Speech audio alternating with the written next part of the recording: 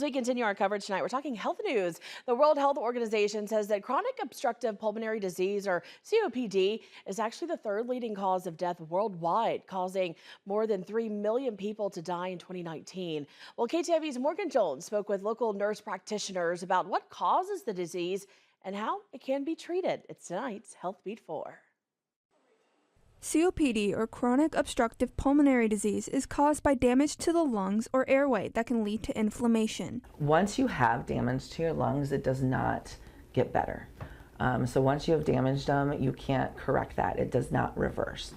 Tanya Flaw, a nurse practitioner at Unity Point Clinic Family Medicine in Sioux City, says the biggest culprit of COPD is smoking. So in order to actually get the diagnosis of COPD, you have somebody that's been smoking for a long time or been exposed to some sort of chemical. They come in with shortness of breath or chronic cough. They just can't get over it. The inflammatory flare-ups can vary from person to person and can be from different causes, whether it be cigarette smoke, dust, chemicals in the air, or extreme temperatures. Those with COPD have a higher risk of other health problems, to include lung infections like the flu or pneumonia, lung cancer, heart problems, muscle weakness, depression, and anxiety. Flaw says there's no cure for COPD, but there are different ways for people to improve their symptoms.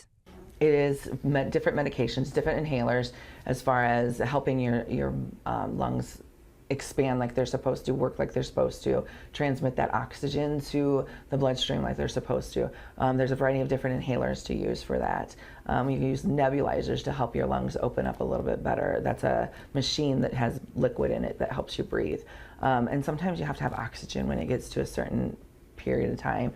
They have to give you supplemental oxygen to help you with your breathing. At the clinic, those with unknown COPD can get a chest x-ray, which will show if the lungs are expanding properly.